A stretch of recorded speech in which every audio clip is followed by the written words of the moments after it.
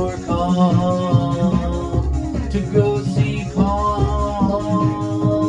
Your blood will run cold. Don't say anything about threshold. I heard that Curtis. Why are you shirtless? Do you kill people on purpose? I guess it fits. It's a puzzle of flesh.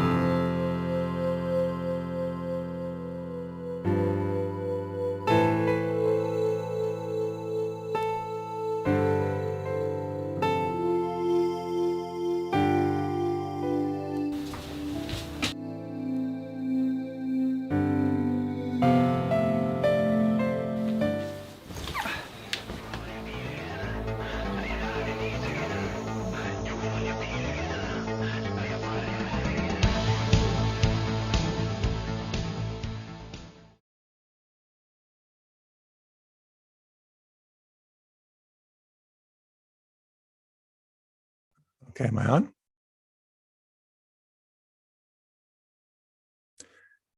Hey, everyone. Welcome to Chapter 3 of Conversations with Curtis. Sorry about the sound issues. I hope we've got that all fixed now. And I want to thank the two people who sent me those videos we just watched. The first one was a music video from Crime Stone made back in 2008. Actually, this was his second music video based on Spoonie's classic playthrough of Phantasmagoria 2. And we played his first one last month. It's featured on our Conversations with Curtis YouTube channel. And the second video, unfortunately, I'm sorry about the sound, but that was created by Patreon member Emil Levin from Sweden, specifically for today's show. A super creative and fun homage to both Phantaz 2 and a good bowl of vanilla ice cream. Thanks, Emil. Next time I recommend, sprinkling some chocolate chips on there as well. If you guys would like to see these videos again, or you missed them altogether, or would like to hear them with sound, I'll make sure they're both placed on our YouTube channel after the live stream. All right. My name's Paul Morgan Stetler. I played Curtis Craig in Phantasmagoria 2 back in 1996, and today's show is part of our 25th anniversary celebration. I can't believe this is already our third month doing this. We're also celebrating Pride this month. Happy Pride, everyone. And it only made sense to combine both those celebrations with today's show. And I'm trying something new with a Saturday stream. I think that's probably the best day to be doing this. I don't know if this time is the best time. That's 10 a.m. my time, but let me know if we'll see how it goes. See if this is a good time to do this, and we'll adjust as necessary for next month.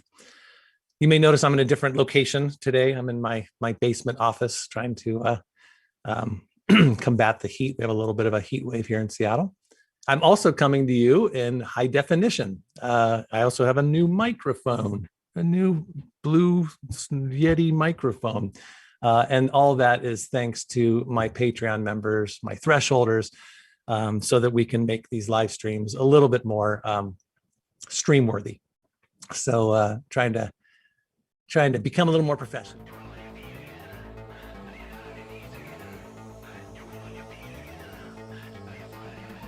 The last two streams, I kept saying, I feel like I'm talking into a void. Well, I was just using my laptop and I only had like Zoom on and my script or my outline. And then, but I never had the stream up and I couldn't see anybody's comments. So I just felt, by myself. Well, now I'm on my desktop here and I've got my laptop and I see all of you guys. And now I feel like I'm actually with a bunch of people. I see a bunch of people. I see Mary William. I see Chad Armstrong, Chris McGee, Atlas Redux. I remember when I was a kid, there was a TV show called Romper Room. This is very much dating me, but at the end of the show, it was just a kid's show, and this woman who was the host, she would look into the camera at the end and she would say, I see Paul and I see Meredith and I see Billy. And then you were just wanted desperately for her to say your name and you felt like she was looking right at you. So this is my Romper Room moment. I see probably Richard. I see Indestructible Cat. I see Beaver the Beaver. All right, moving on here. Chapter 3. Here is what you are in for today. We're going to start with a recap of last month's stream. And I'm going to show you some new fan art, some really cool stuff. And then Paul Mitri, the actor who played Trevor Barnes, will be joining us. I haven't seen Paul since 2001, and it has been really fun connecting with him to get him onto this show. Got some really fun things for him to do during the show today. But before that, we're adding a new section to these live streams that I'm really excited about. Because I'm not a gamer, and since most of our guests, so far anyway, haven't been gamers, I felt like we were missing out on a very important aspect of what makes Phantaz 2 so well loved, which is essentially the gamer's perspective. So I've decided to reach out to YouTubers with a history of playing or reviewing or streaming Phantaz 2 and invite them onto the show to talk about that side of things. Today's guest is VoidBurger, a YouTuber whose recent video essay, Puzzle of Flesh in an Era of Strife, does a deep dive into the sexual politics of the 1990s and how Phantaz 2 breaks free from them. So we'll have her out in a little bit as well. And then after our guests leave, I'm going to share a really cool collaboration project that we've created with game developer Daniel Albu. So make sure to stick around till the end. Okay, so I want to talk a little bit about last month's stream with Monique. I thought it went really well. She was just incredibly charming and fun, and I was really just thrilled to see her and talk to her again. That said, I kind of screwed up again, like I did in the first stream where I had Todd Lasea, who played Jonas Craig, come on for a little bit, and I had intended to have a live Q&A with him, but then botched it and just said goodbye to him before that happened. I kind of did the same thing with Monique, where just before she was going to leave, I was intending to share with her this little gift that she gave me on the last day of filming. She was on the cover of a magazine called Draculina Magazine, and she gave me this copy and inscribed it for me. It's a really cool magazine. It's really artistic. There's some great pictures of her and a really cool article. And I found this in my storage and I thought, oh, how fun it would be to show this to her. I'm sure she'd be surprised. There was an ulterior motive too, where I didn't really, her inscription was kind of hard to read because it's a black marker on a dark background. So anyways, I forgot to share that with her. I did, however, create a video on YouTube and I posted it and I shared it on Twitter and Monique got back to me. And so we were able to finally decipher what she wrote. And so let's go ahead and put the picture up here. And what we've decided she finally wrote was, Paul, I've loved having you in Phantaz 2. Love you, Monique Parent. So I thought that was really cool. I thought that was a really interesting way to, interesting description. I loved having you. And so at first I thought, oh, that's kind of fun. She might be, it's a little suggestive. Jocelyn and Curtis were lovers. We had a sex scene together. She maybe was talking about having me in that way. But then on the YouTube video, one of our subscribers made a comment that I thought was very provocative. Who was it? It was Jay Jordan commented. Can I see that? And was sent to keep Curtis under control. And I thought, well, that's interesting. In fact, for a long time, I always wondered about something with regards to Jocelyn in Dimension X. And so I wrote him back and I wrote, ooh, that explains a lot. Did you notice how much more cool and collected she is during the threshold scenes? I think you're onto something. And that's what I'm talking about. So when Curtis goes into, not the threshold, but when he goes into Dimension X, you know, he has to go through the Wintech, you know, supply closet, and he gets through and he goes down into the bowels of Wintech and he has to solve all these problems. And it's a pain to get into Dimension X. But he gets there and Jocelyn just happens to be there. So I want to let's watch this little video clip here. So there she is. She's walking in and she seems very relaxed, very comfortable. And when I show up, she just walks very calmly up to me. Doesn't seem at all surprised by this world. And then she says to me, I can't hear the audio, but what she's about to say is she's going to blow her cover. She said, can I hear the audio, Alvin? Curtis. Okay. I know. But she says, I know. I know. I know what? I know who you are. I still can't hear the, oh, there we go. I love you. And then she's thinking, like, yeah. And then she says the one thing she's been saying to him throughout the entire game, I love you. And that got me to thinking, because I watched VoidBurger's wonderful video. And in her video, she comments on how many times Jocelyn says, I love you to Curtis, and how he never reciprocates. And so I thought about that. And I also thought about this line, I've loved having you in Phantaz 2. And having is another way of saying owning. I loved owning you in Phantaz 2. And so now let's watch this little montage of Jocelyn saying, I love you. And let's just in our brains swap out the word love with own. And let's see how that feels. Oh, we want to get to the next part here. You can skip ahead. We just watched this. There we go. Here, right here. Perfect. I love you, Curtis. I love you. I own you. I love you, Curtis. I love you.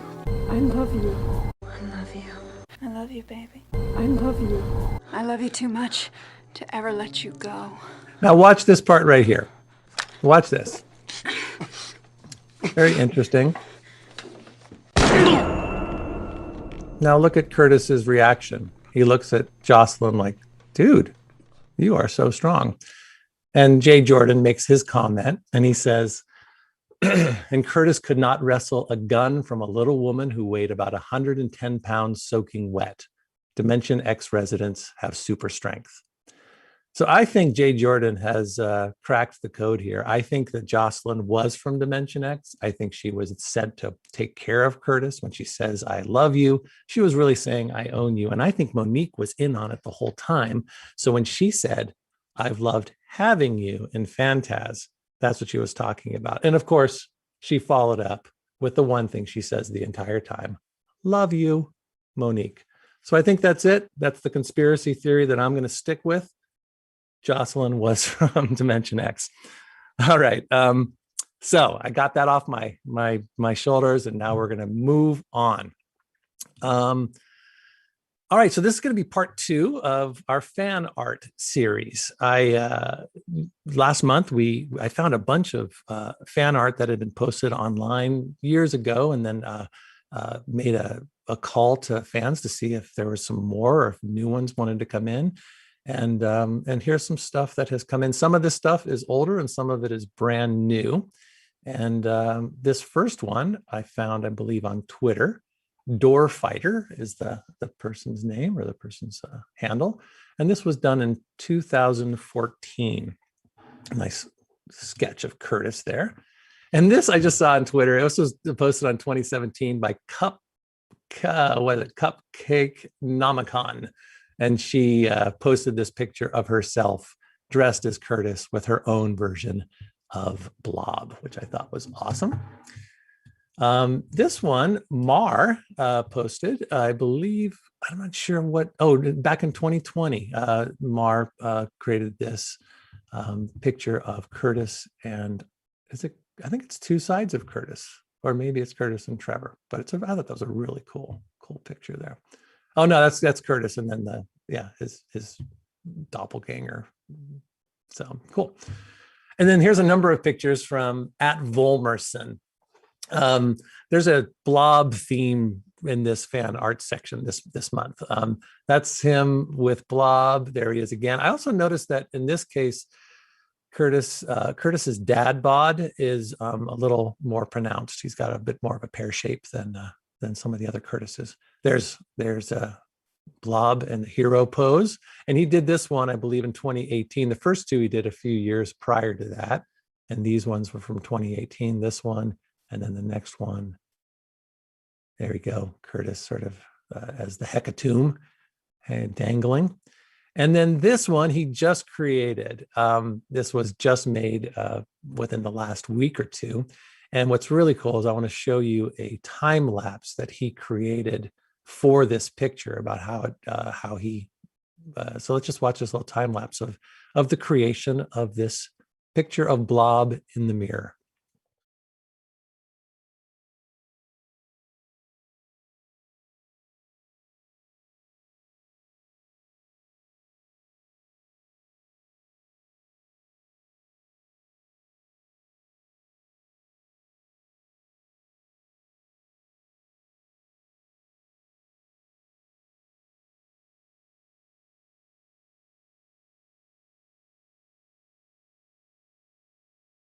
Very cool. Very cool. It's nice to see the artist sort of process and how, certain things stayed and certain things went away, but really, really neat. And this one was from Zoe Moss, another Blob photo. And I think that's just awesome. And then this one just came in today, unless we didn't get it in, and if not, I'm not sure if it's there, and maybe not. We do have one more. And if we didn't get it up there today, I'll make sure.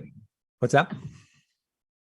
Okay, no worries. We'll bring that newest one in next month. Okay, moving on. Let's see. Okay, well, hey, last week was Father's Day, and I'm a dad. I have two kids, and I want to say happy Father's Day belated to all the dads out there. My daughter made this little giraffe for me a while back. And you also, if you've been watching, you probably know that I run a small performing arts company called Letters Aloud, where we take real letters from famous people or regular people, and we give them to actors to read out loud. A number of years ago, we did a show, I think it was here in Seattle. It was a Dear Dad show. And I want to share with you a very short letter that was written by a daughter to her dad. And in many ways, it is like every dad's worst nightmare. And I thought you guys would get a kick out of this short Letters Aloud video. So give it a look.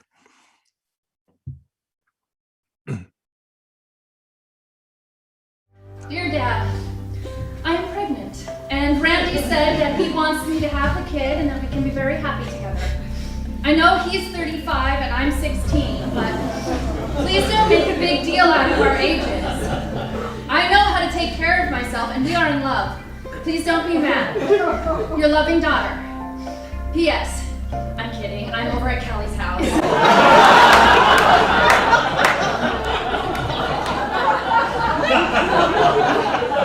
I just wanted to remind you that there are worse things in life than my report card. That is in my desk center drawer. Please sign it and call me when it is safe for me to come home.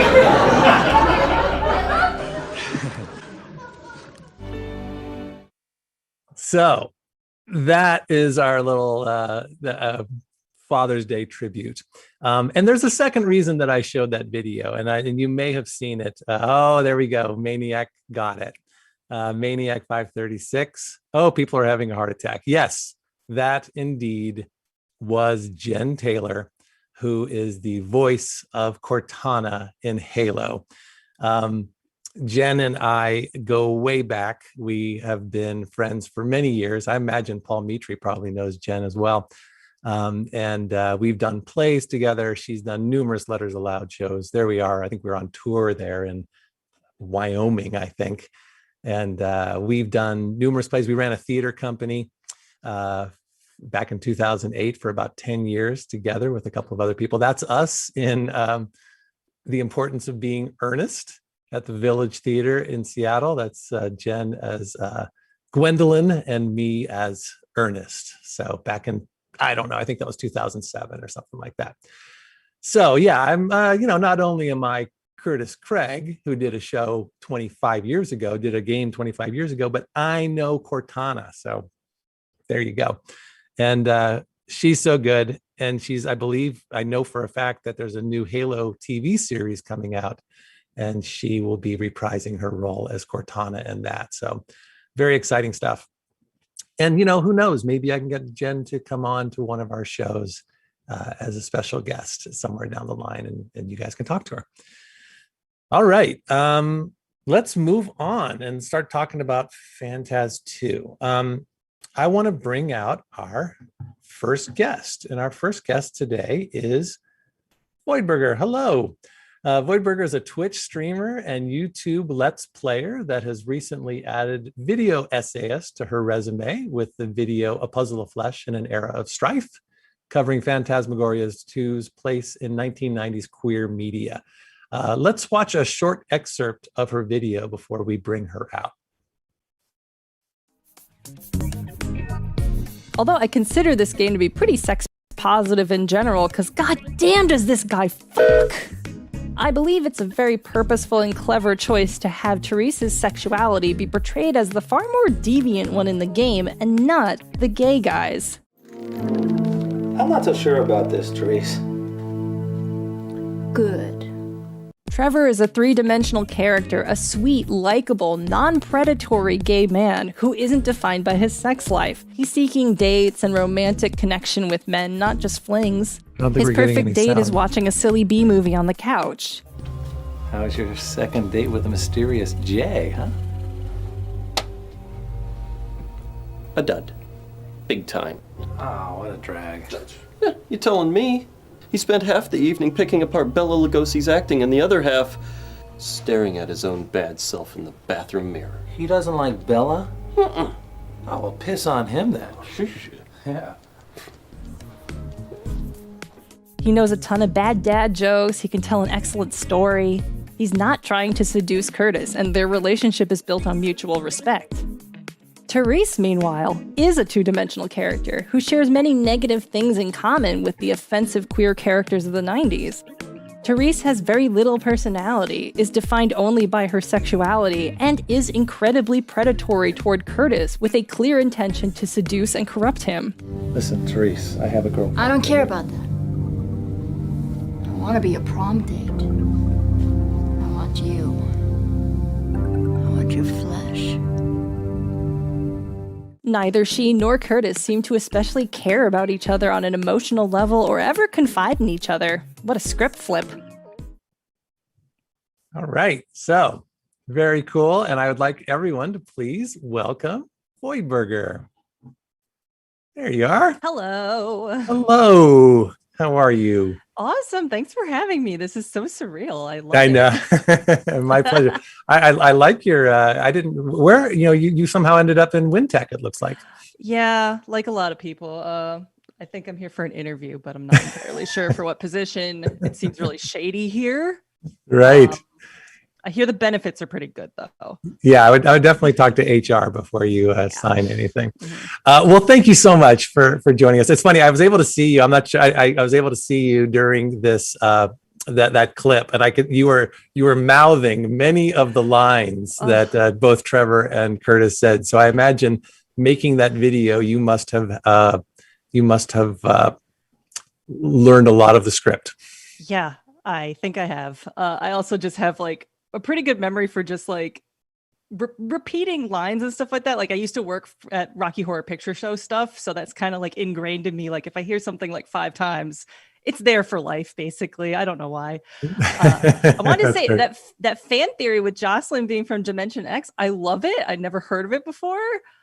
I think I'm onto something. I can't take credit. I think Jay Jordan was the one to flesh that out, but I'm excited about it. I kind of adore that theory. That's really good. Also, I want to mention that I am familiar with Romper Room too. I grew up on Romper Room. Oh God, I looked it up, and it went from 1953 to 1994. So I was 6 when. Okay, good. Yeah, it was. Yeah, for me, it was like late, I don't know, 70s or so when I first saw it. I was like, oh my God, Romper Room! Holy crap! I had like a Ratatouille flashback moment to that show. That's funny.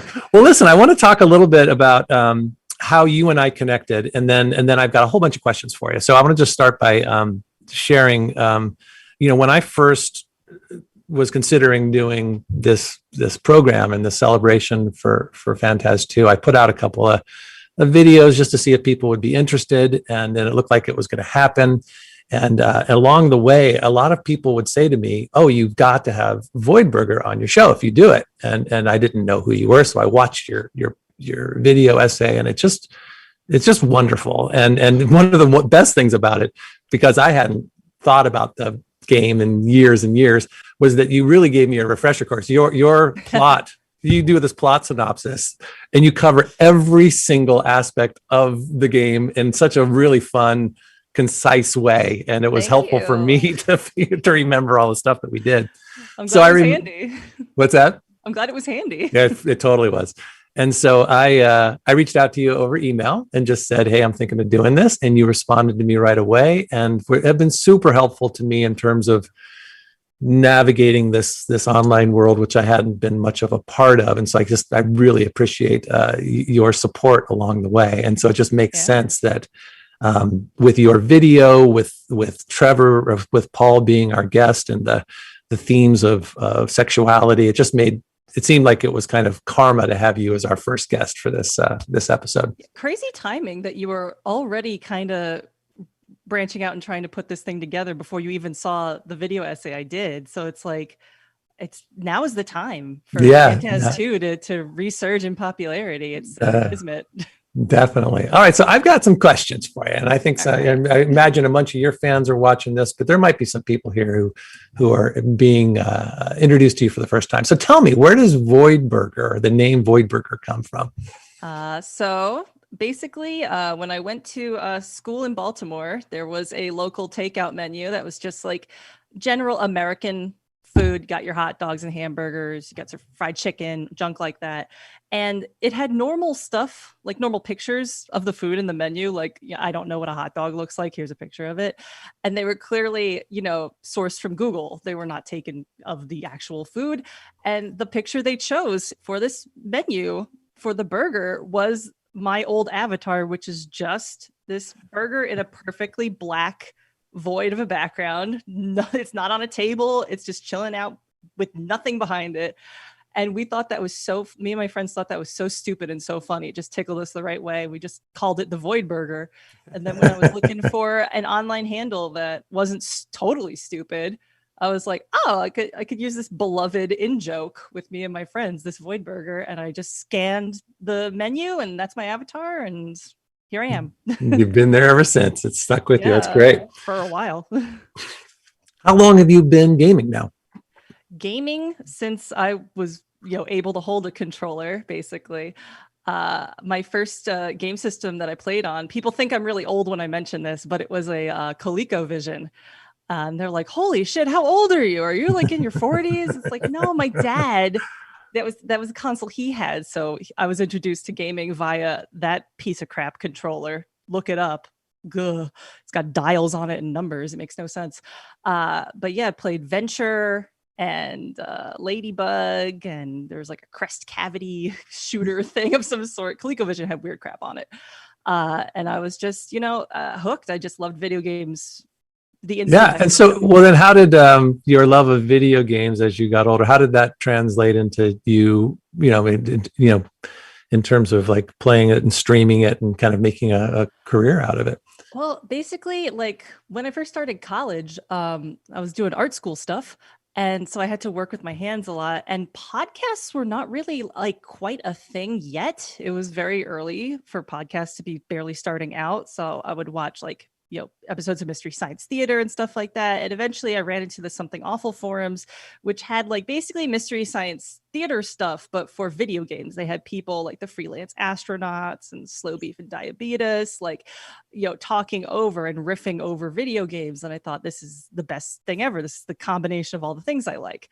And then I thought I should do this too. Nobody's really done this to my caliber of quality that I want to see with Silent Hill stuff yet. It was kind of niche. Nobody was doing Silent Hill games. And I was like, this is my favorite series. I want to see what I can make of it so that it's entertaining and funny at the same time. I want to see if I can do that.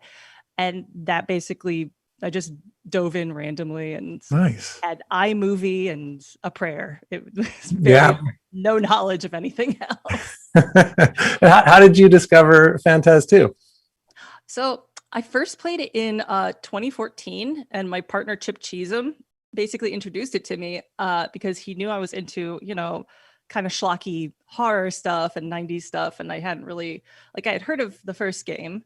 I think I had heard the name of the second game, but I didn't know anything about it. And he just said, you should play this.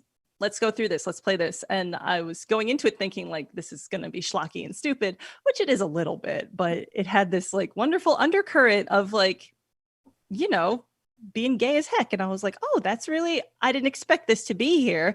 And I also thought the acting was really good compared to a lot of its contemporaries. I feel like FMV games get a really bad rap. Like, oh, those are terrible. The acting is awful, blah, blah, blah. So yeah, I played it privately in 2014. The next year I streamed it to other people because I thought this game's cool, you should check it out. And then in 2016 I kind of admitted to myself that I was bisexual, so thanks a lot, Curtis. Finally dawned on me. Recontextualized my Glad I could help. Thanks. And then in June 2020 I restreamed it again to refamiliarize myself for the video essay, because I decided a little before that, like, you know what rules? That fucking game. That game is good. I feel like no one knows it rules. And yeah, so that was in June 2020. And then the essay was done and posted at the end of December 2020. So it took about a half year to fully, make. I had the little ideas and little script bits in my head, but. Well, not only did you, it ultimately took you down a rabbit hole of just 90s culture, right? And 90s, the sexual politics of the time. And you ended up doing giving us a real detailed analysis of what was going on then. And I'm not a history lover, so I was like, oh man, I got to explain all this stuff. I got to do research, because like, I feel like you really do need the context to realize like why this is so groundbreaking. Explain to us, what is it about Trevor and Curtis's relationship that was so groundbreaking? What was it that... the 90s were not kind to the queer people. And like, as hard as it still is now for queer people, we've made amazing strides in, retrospect, comparing it to earlier. Each decade you go further back and it gets worse and worse and worse. So it's getting very slowly and incrementally better. But the 90s were especially very tumultuous because of the, results of AIDS and everything like that. And, thousands and thousands of people were dying and considered completely disposable, demographics, just because of people hated the gays, like straight up. So the only places you would see gay people were in roles that were villainous or funny, like they were just one-off jokes or something like that. And it's just to see, this character who is a bisexual man, which you still don't see very much of to this day, because there's still this stigma that men are so stubborn. It's either one or the other. I don't know. You can either like boys or girls, and that's the two binary genders. There's no whatever. But it's a really long-standing stigma. And to see it be treated, especially in 96 with the, I hesitate to use nuance when it comes to a schlocky horror game. Like, I gotta say, it was there, like in the characterization, in the acting moments, in the writing. Yeah. Like it really was like, this feels like a real person. Like Trevor and Curtis feel like real people with their own personal, struggles and motivations. And they're very three-dimensional representations of queer people, especially for the time it came out in, where everything was a cartoon character. To be that's a great point. I mean, I don't think I thought about it. I don't think I gave it the credit it deserved until we've been doing this. Because in the world that I came from, in the theater, we were already, it's a much more liberal environment. It's a much more accepting. And so, I'd been doing plays. I mean, back then, Angels in America had come out and around then. And so there was just, in the world that I lived in, it was just a very accepted environment. And we, and so when I got to this game, it didn't, it seemed fine. I didn't really realize how much this game, in terms of the world that it was living in, was pushing the boundaries, because it was, I wouldn't say it was tame, but it was very it was in keeping with what I'd been doing anyways, and I imagine Paul's in the same situation. But hearing people, you have to keep in context also that, like, we're talking about introducing these topics to gamers, they are not from that accepting liberal left-minded sort of world. Like games, especially in the early 90s and late 80s, were very much marketed toward teen boys and young boys, and was very considered masculine. And it was weird for a girl to play games up until decently recently, like to 2000s. Like there was pushback and all that stuff. So keeping in mind that the target demographic of Phantasmagoria 2 was dudes and dudes that were probably playing it because whoa, it's a horror game, fucking cool, or oh, I hear there's boobs in it, oh man, awesome. That's the kind of people that this game was getting, the game was targeting. And perhaps that's one of the reasons it didn't sell very well. I don't know. I know. I think that, I think there's many, I think there's many reasons, and part of it is just it was, one of the reasons I never played the game is I couldn't afford the computer that would have run it, and so, and then I kind of moved on, and since and all that, it's funny. Someone just mentioned that you were talking about the nuance of the acting. Someone, I think it was Chad, just said that the cop was a little over the top, but depends. Your mileage may vary on how over the top she was. Anyways, this is so great talking to you. We're going to bring you back in a couple minutes, but I think now's the time for us to bring Paul out, and I'll end up spending some time catching up with him. And if you please stick around, and we'll bring you back a little bit later to talk to us both. Does that sound okay? Absolutely. Looking forward to it. Thanks, VoidBurger. Appreciate it. All right. Bye. See you in a bit. See you later. Okay. All right. So, everyone, this is why we're all here today. Paul T. Mitri is the new artistic producer for the Lyric Rep in the department, and he's also the department head for theater arts at Utah State University. Prior to that, Paul spent the last 14 years in Hawaii teaching at the University of Hawaii at Manoa, where he chaired the Department of Theater and Dance and was the head of the acting program. He is also a founder of the Seattle Shakespeare Company, and over the course of his career has worked on over 175 productions as an actor, director, playwright, producer, fight director, dance choreographer, and videographer. That's a lot of ographers. But to us, he is simply known as Trevor, the groundbreaking video game character who is openly gay and deeply human. And before I bring him out, I just want to show you a little something. One of my followers on Twitter, Richard Cobbett, mentioned that the thing that impressed him most about Paul's performance was his ability to switch gears from sassy to serious, depending on the situation. So let's watch two very short scenes that show these two different sides of Trevor, and then we'll bring Paul out.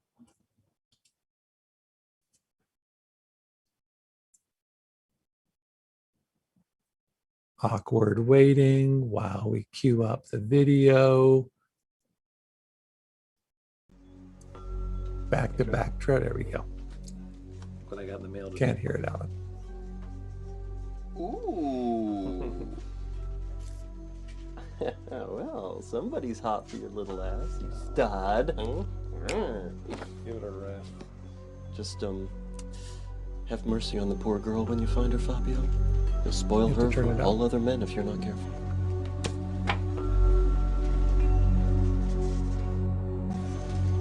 Hey, Trev. Hey, my man. What's up? Jesus, what happened to your face? Shit, Trev, I think I'm going nuts. Curtis, what happened? What, did somebody hit you or something? I was just sitting at my desk, and, somebody slugged me, but there was nobody there. That sounds nuts, doesn't it? That's just totally psycho. No, of course not. Hey, remember when I got the flu and I thought Dolly Parton was in the closet with a chainsaw? Probably got a virus. Kurt. So good. Everyone, please welcome Paul Mitri. Well. How are you? You've come crawling back. No. If I remember right, you begged me. Yeah, I don't know if I trust your memories. How are you, Paul? Good to see you, man. I'm good. How are you doing? I'm doing great. It's been a long time. When did you and I see each other last? I think it was 2001. I was directing Merchant of Venice at Seattle Shakes, and you played Bassanio, who was also kind of bisexual.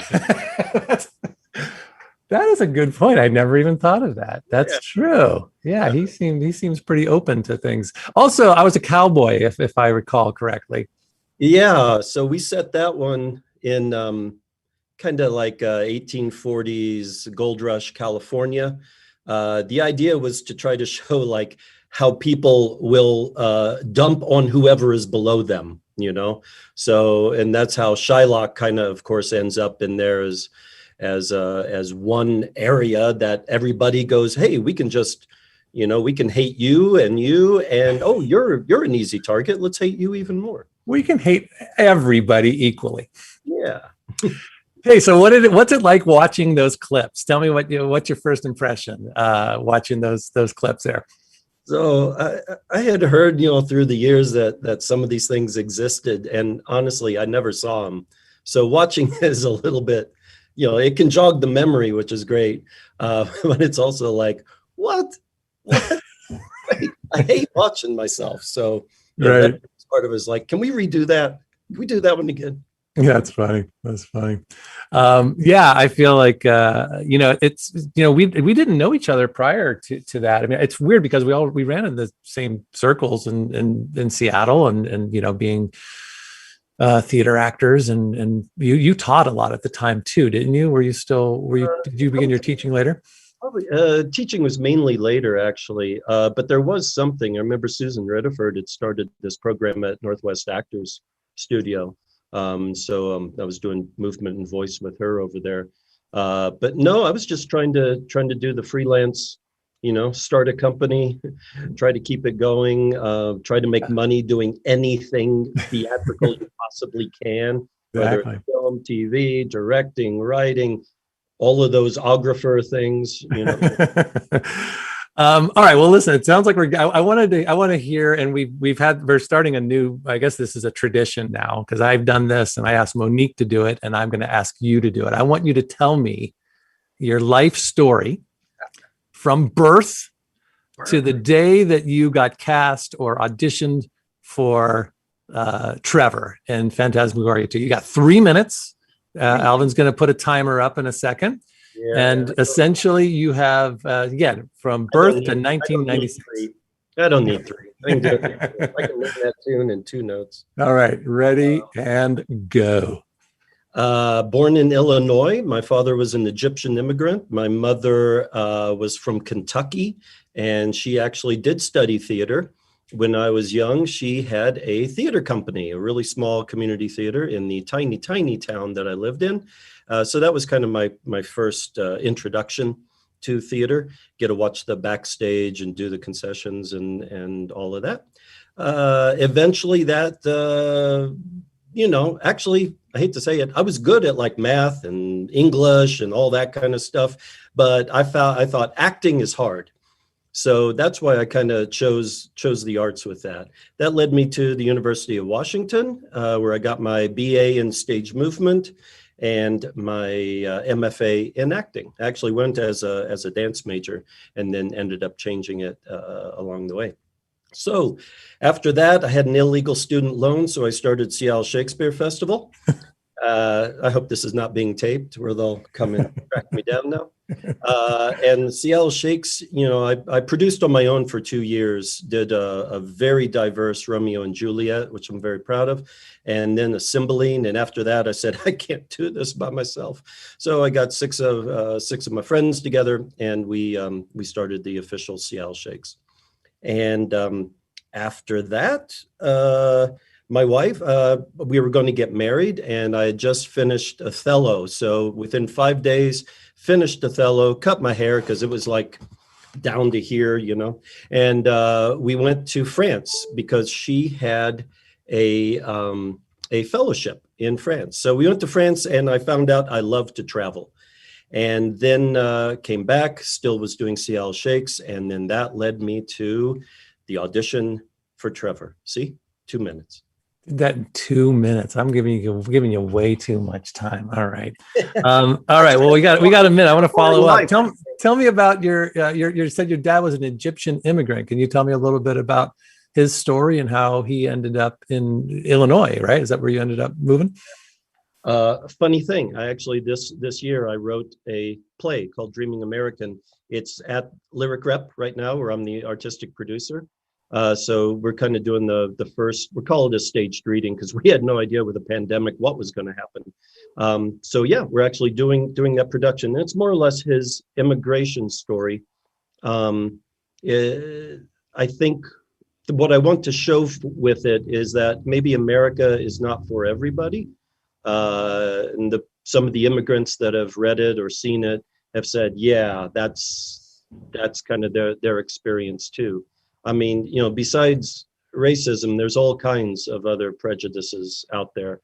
And I think my father, especially coming in the 50s, living through the 60s, the 70s, if you can imagine somebody coming from a whole nother culture, trying to be in America during that time. I mean, he had a hard time assimilating.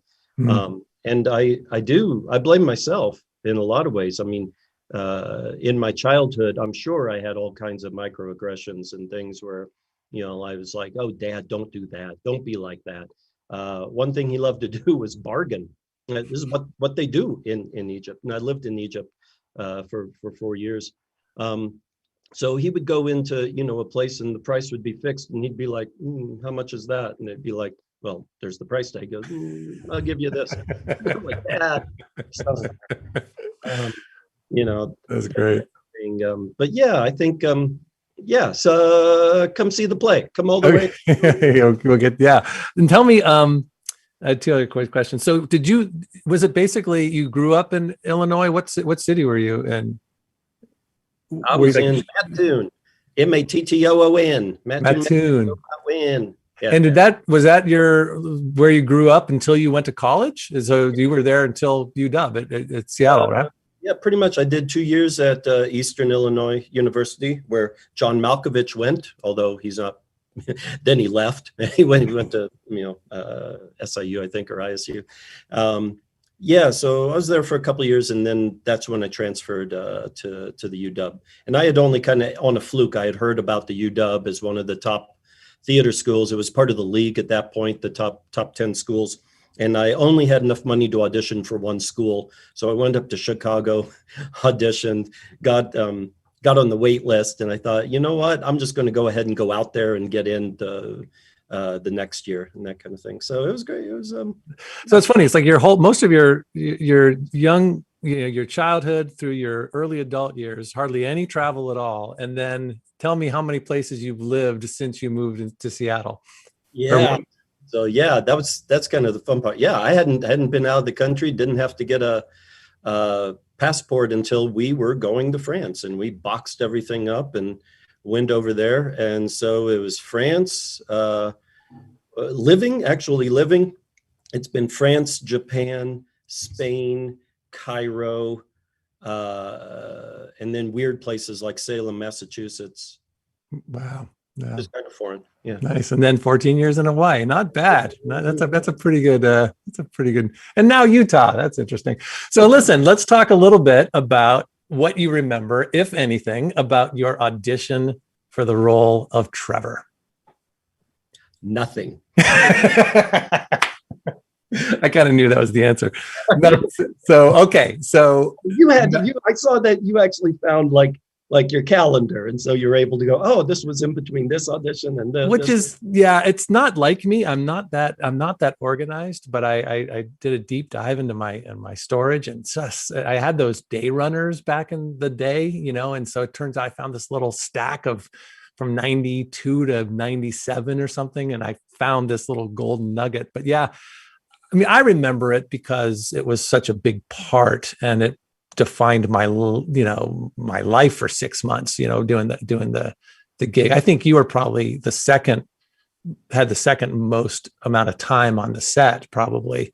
But it was probably more like 4 or 5 weeks. Does that sound about right? What I remember of the filming was like, they brought me in, we maybe had a week in the beginning or less, maybe 3 days. And then my wife got a job in Japan. And we went, and I was like, how are we going to work this? And they said, well, you got to come back when we need you. And I said, okay, can you make the dates firm though, so I can buy plane tickets and stuff? So yeah, then I came back, and I think we had another couple of weeks here or there. So yeah, it was probably like 3, 4, 5 weeks spread out over about 4 months. Right. So you had just moved to Japan, but prior to that, and yeah, you were with the same agent that I had, Topo, right? Yeah. And so was your life similar to mine in terms of like the kind of auditions she would send us out on? I mean, my memory was it was really just corporate videos, local commercials, the occasional film that would come through Seattle that we audition for small parts, things like that. Is that kind of what you were doing as well? Yeah. And you say like we didn't really run into each other very much, because what I remember of those is when you walked into the audition room, it was the 3 or 4 other people that looked exactly like you. And so you're taller than I am. So we never got called on the same roles, Right. But yeah, I think right around the same time I booked, what was it? Unsolved Mysteries. So I booked one of those. And then there were a couple movies that had been done. One of them I never did, and I still get checks from. That's The Power of the Union. Yeah, I have a couple of those too. Yeah, I did a movie with movie called Life or Something Like It with Angelina Jolie starring in it, and I played the limo driver that took her to the. It's a funny story, and I'll tell it later. But I took her to the airport, but then she ends up stopping by her father's house. It's this big emotional moment, and I had this short scene with her in the limo. Like we just had a couple lines back and forth, and it all got cut out. Completely got cut out. All you see in the movie now is like maybe a half a second of me just opening the car door for her to get out. But I think I've made more money on that movie than anything that I actually appeared in, just in terms of residual checks. I don't know why, but that's the one that was my sort of little cash cow outside of Phantas. Yeah. So what are some just general overall memories about filming Phantas 2? Like what's like this? I remember the set. I'm just curious about people you remember. What's your? Let's see if we can joggle that brain of yours. My old brain, What I remember at the beginning, because they took it out of context, right? So we did do the zombie thing, I think was the first thing, and that's where I was like, yeah. I'm a zombie of a character that I haven't even played yet, so I have no idea. Yeah. What my physicality is, what vocally is, what anything is, and it was just kind of thrown into it. I remember. Tell me if this was your experience. I remember those first few weeks being kind of uptight, like they were like really on it and really kind of going, we got to get this done, it's got to be like this. And it just kind of felt like there was a lot of pressure and tension on the set. And then I went to Japan. The next time I came back, they're like, throwing football around on the set, and everybody's just relaxed. They're like, yeah, we'll get it done when we get it done. I mean, there seemed to have been something corporate along the way where they said, don't worry about it. We're behind you. We're going to give you the money. Yeah, I think my memory is it was not the opposite of that, because I do remember it got more relaxed later on.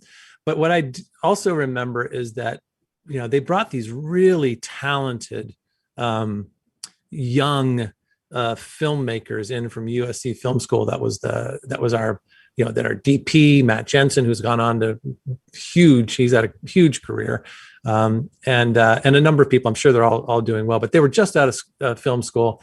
They were really talented. They knew what they were doing. I also think that this was a chance for them. I remember there was a lot of waiting on the set. I remember there was like a lot of waiting for the lighting and for everything to get set up. They had, tracks for the cameras. I mean, it felt like a real film shoot. And so I think that at the end of the day, we started to fall behind schedule, maybe because of that might have had something to do with it. I don't really remember, because I know at the end of the day we had to they came in and said, oh, I know you're supposed to get another 3 weeks of shooting. We got to do it in 2 days, and then they kind of just pulled the plug. But yeah, so. But I also remember that that anytime that I would show up, you were like, oh my God, thank God, another person. That's right. I forgot about that. There would be so many days that I would be, there'd be so many days I would be acting by myself. I'd be, in the cubicle doing the phone calls or whatever it was. And there would be, and do you remember the fidgeting scenes? Yeah. But those were later, weren't they? Didn't they? It was later. Yeah. We spent like a whole week or so just standing, for hours, scratching our nose. And for me, I was like, since I wasn't a gamer, I had no idea. I was like, I have no idea what this is. I kept trying to do something interesting, and they were like, don't. Don't be interesting.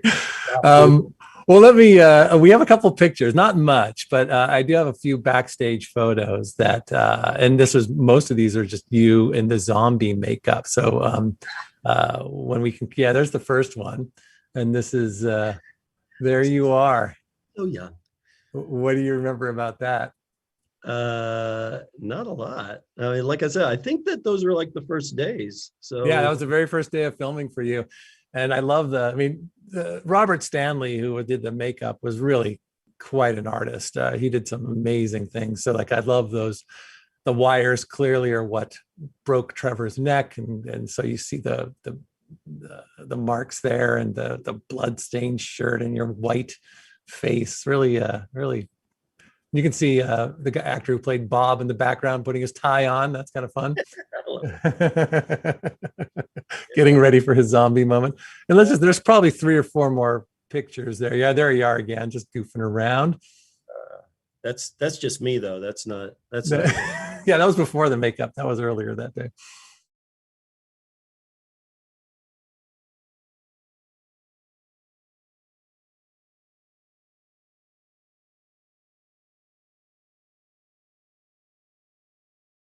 Photo is what? Pinball machine. Yeah, what do you remember about that? Oh, I forgot it was Adam's family. Oh, there you go. Oh man, we put so much money into that machine. I swear that the people who owned that studio probably could not believe the hundreds of dollars that went into that thing. Did you? I remember you being pretty good. I remember you being a pretty good. I just remember playing it a lot because it was, they call you a set and they're like, okay, wait. And you're like, okay, well, what do we got to do? And I think else is around, I mean, usually there'd be somebody to talk to, but right. I remember oftentimes we would just share, I'd do one bumper on the right side and you do the bumper on the left side, and we could sort of play and talk at the same time. Yeah. All right. Well, Paul, this has been great. I've got a whole bunch of questions from people. We're going to do a live Q&A a little bit later with got a bunch of people who are super excited to have you here. And I'm just now looking at some of the comments, which are great. But prior to that, some of our Patreon members, I asked them to post some questions. So I'm going to just share some questions and see what you remember. So The first one is from Andy M, who wrote, who are your particular acting inspirations, influences? And is there any part or role, theater or otherwise, that you've had your heart set on trying out for? For the last part, I've been real lucky to play some of the things that I've wanted to play. Like I've done Richard III twice, done Iago, Hotspur, some of those shaky ones. And then did John Merrick, did Che and Evita. So I've been, kind of fortunate in that, it would have been nice to do Hamlet at some point, but I directed a fabulous guy named Ryan Westerwald to do it in Hawaii. So, I don't know, roles left, I don't know, Lear, maybe in 10 years, something like that. 20. Prospero would be fun. Prospero would be great. I worked on that a little bit. In terms of acting inspirations, the Brits, Ian McKellen, Ken Branagh, people like that. But also Mandy Patinkin, I think, is fabulous. Oh, Violet, you have a little Mandy Patinkin in you. I can see some. Yeah. Yeah, I got a falsetto too. I can go up there. Viola Davis, Meryl Streep. I think Morgan Freeman is fantastic in everything he does, Yeah. So it's kind of a wide range, very eclectic. Cool. All right. The next question is the real Kit Nathaniels wrote, Paul, are there any interesting or humorous stories you have about the making of this game, behind the scene things, anecdotes, etc.? Anything besides what we've been talking about? There's one thing I'd mentioned. I think somebody else had mentioned it on another thing too. And I don't know, maybe time has made me exaggerate it, but I'm pretty sure I remember that first day or two, they kind of strapped me up there after, when I'm getting killed. And I'm pretty sure they took lunch. I'm pretty sure they just walked away. And I was just kind of going, hello, anybody? I have a pretty clear memory of just kind of being. Well, it's funny. There was and I think there's another question that talks about this. Anya Wasserman asked this question a little later, but yeah, I think you mentioned that in an earlier interview. I was there, so I was probably maybe we just decided to do that on purpose. I don't. That would be, I would not put it past you. Excellent. Paul Mullen wants to know. He says Trevor described a great first date as watching Reservoir Dogs on Laserdisc. Would you, Paul Mitri, have picked Reservoir Dogs as your perfect first date movie? Never seen it. You've never seen Reservoir Dogs? Never seen it. I think I saw the first scene or something, but when if we're watching the movie, I don't know. Sometimes we just kind of like, that's too much blood and guts and that kind of stuff. So yeah, definitely some of that ilk. Well, what would be your what's your genre? What's the genre you find yourself gravitating towards? I think it's changed. Way back when, I really thought Princess Bride was a perfect movie because it had everything. Yeah. And it had Mandy Patinkin. But I don't know. My wife and I like to watch Scandinavian crime dramas now on Netflix. There you go. That's our genre. That's where you're at. Excellent. All right. RJ Sebastian asked, was this just another job among many, or were you interested about gaming? Yeah, it was a job, but I'm like you, Paul. Like I had no money to go buy a computer and even the game. I totally thought that they would give us the game for working on it, and they didn't. So, no, I don't remember getting one either. So it was like, okay, I can't afford the game. I can't. We're starving artists, Mm-hmm. right? We're like making so little that we're able to use that QPA on the IRS form. Which is not even a rule, right? You can't even find that, but for starving artists, you can. So I've always been jealous of the people that were able to, that had the time and somehow the means to to be able to do the gaming, especially my students too. And they're like, "Oh, I was up all night gaming," and I'm like, "I hope you did your homework." But no, I really wish that I had. I think I would have enjoyed it. Yeah. Well, it's funny. It may not be too late. I think that it feels like this series, this oral history that we're creating, is heading towards some sort of, and it's too early to make this happen, but I imagine we'll have some support from our fans here. But the idea of maybe creating some sort of all-star let's play, that we play this game and we bring all you and Monique and Rachna and all the other people that we've talked to throughout this series, and maybe we all take a little bit of time playing our sections of the game. So it's never too late. We'll see if we get this chance in the future. That's so everybody can laugh at us, right? Because totally, and laugh at us. Exactly. Yeah. Where's the wallet? Let's see. Justin asked, was there a favorite day of filming for you? What was going on that made that day great? My favorite is always the first day, because when you walk onto a set and you might know some people or you might not. Like in Hawaii, it was kind of the same people worked on everything, so that was always kind of fun. You like on 5-0 or the episode of Off the Map, and it's just that first day is so exciting. It's fun. Yeah. And even before that, if you were able to do costume fittings, I think that those initial moments are really fun for me. Yeah, and I think you had, I'm looking at some of the footage, and it looked like you may have had 1 or 2 different costume changes. Of course, I wore the exact same thing the entire time, so I never altered. Luckily, we gave you more than one of those gray t-shirts. Oh yeah, I think there was at least a dozen of them. Yeah.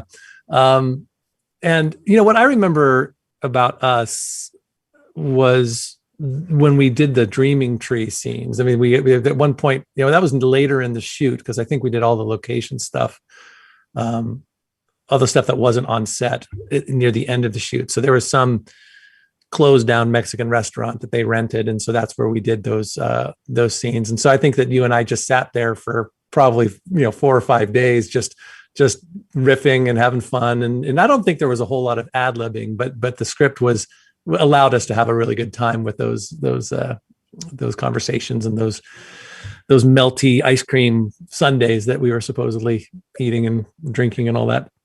Yeah. Being on location is fun, because if you're in a soundstage, it can just kind of feel kind of stifling. So it is good to get out from there. Yeah, for sure. Anya asked you about your lunch, and so we got that answer already. So our next question is from Raquas, who wrote, how do you think Trevor would feel about Curtis's throuple solution? Curtis, Trevor, and Jocelyn moving away together. So what he's referring to is during a scene in the therapist's office, Curtis tells the therapist, I think we actually have this scene and we'll show it a little bit later. He tells the therapist he just wishes he could just move away with Jocelyn and Trevor and just be alone and not judged. Do you think Trevor would have been open to that? It's interesting because, I didn't read the other sections of the script. That script was huge. And obviously I didn't know that scene. So I had no idea you felt that way. And I think Trevor's answer would be no. No. I think so too. I don't think he would have gone for it. I think Trevor was by far the most secure in knowing who he was than anybody in that game. That was the best, really the coolest part about that. Yeah, you mentioned the script. So there's the script is becoming this kind of holy grail, because I mentioned too that when I got it, it felt like 400 pages or so. Did you get so obviously you got an actual script when you first? And I think I may still have it somewhere. What? Seriously? I may. I don't. No promises, but around that time we had a storage locker up in Mount Lake Terrace, and because we moved around all over the world, I just stuck boxes there. Oh my God! I have a feeling this is going to be. I will look. This is going to be huge for our fans to think that this actually exists. I haven't I imagine Lorelai probably has a copy of it as well, but I haven't talked to her about this yet. So to hear that you may have it somewhere, that's exciting. So yeah, your job is to find that box. We had Like- 164 boxes when we moved from Hawaii to Utah. So It's like it's like that Indiana Jones at the end of the Raiders of the Lost Ark. Just it goes into that huge, you're gonna have to find it. All right, that's exciting. Here's some of the boxes right there. There you go. Oh, there you go. There you go. Maybe it's in that one of those boxes. Yeah, and we'll talk more about Curtis and Trevor and their relationship and the tensions between those two in a bit. So I don't want to rush through that. But Ralph asked, he had a couple questions. He writes, do you believe in other dimensions, UFOs, ghosts, spirits, out-of-body phenomenons? And let's answer that question first. Me personally or Trevor? You personally, I think. Personally. Yeah, I do. I have zero proof. But enough people, I think, either that I know or that I've heard have said, well, that's just weird, when you have something, you're like, this is bizarre. And I think there is something, if you've ever, not to get morbid, but if you've ever been around somebody when they pass away, there sure feels like something happens and not nothing. Right. Yeah, absolutely. Ralph also wants to know any music or bands or movies that you particularly love and would love to share with us. They loved it. And that's always a tough one, right? There's just too much. My son is a music lover, like he's the kind of guy that'll get 100 on Song Quiz no matter the decade. And I'm just not. I love musicals, but I haven't listened to them in a very long time. I think classical music. That would be my go-to. Nice.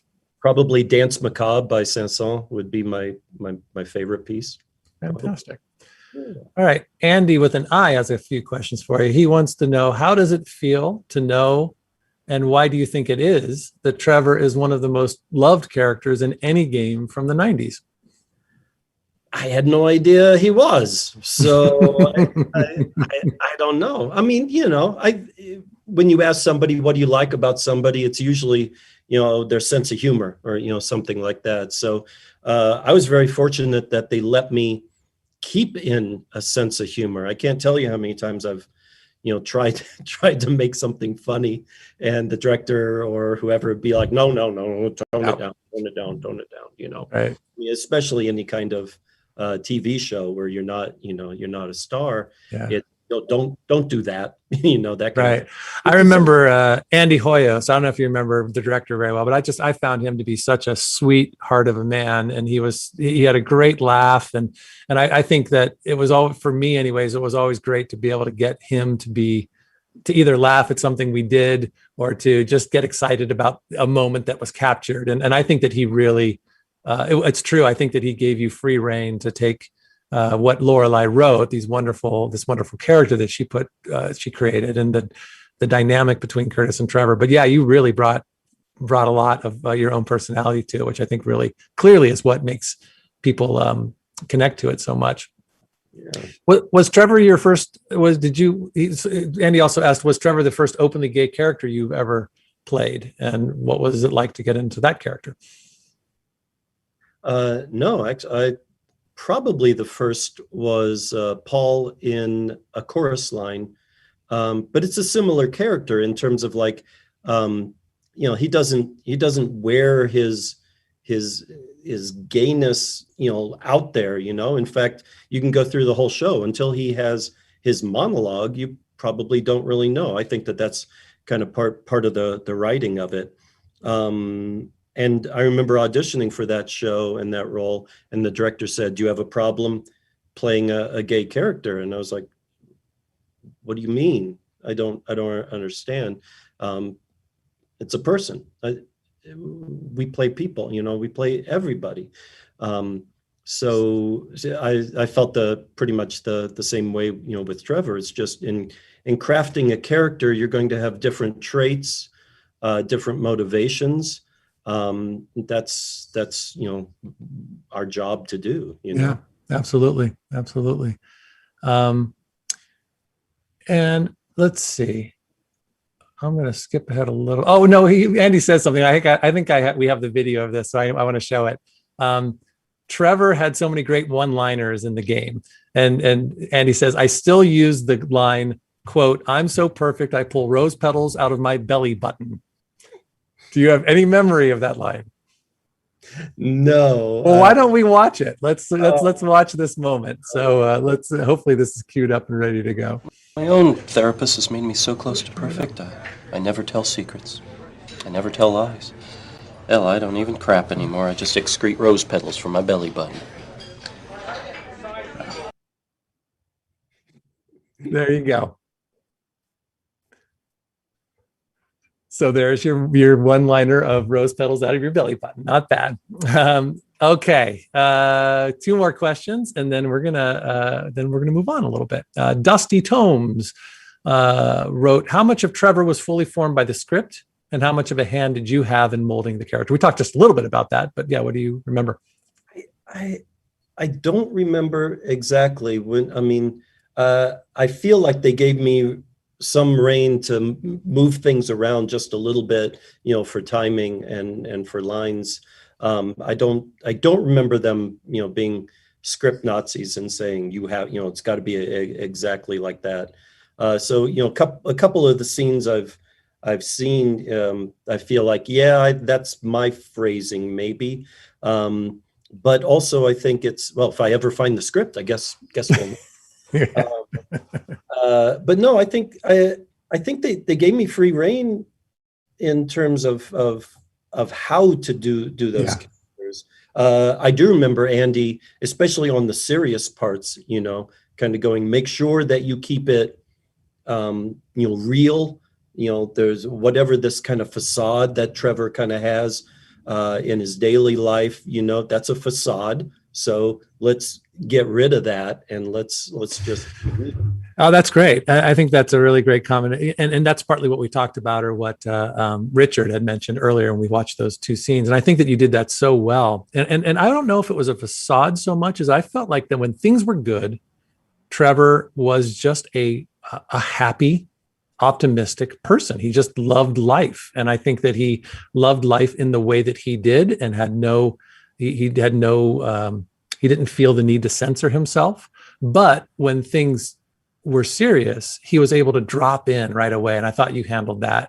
Again, watching these scenes again after all these years, it really is quite wonderful to see you go from, this sort of sassy character who's very secure in his homosexuality, and yet, when the shit hits the fan, he's absolutely present in there. And I thought that was really cool. Which leads to Dusty's last question. And then we have one more after that, which is, how much of you was a part of Trevor? I think the, I guess I would like to think that at least how the sense of humor came off. Some of that is me. Some of that is me is channeling maybe somebody else. I had a friend named Mike, and the whole rose petal thing is like, I watch that. I'm kind of like, I think I'm doing Mike there. That's funny. Because he had a great dry sense of humor, and I've definitely used that for some other roles too. Very good. Yeah. Okay, so this is our last question, and it's a weird one. It was posted by Maddie is here on our brand new Discord channel, and I just want you to take a look at this and interpret the question as you see fit, and answer it.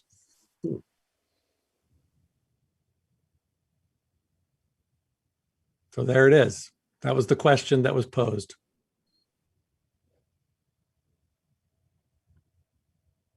Are you human?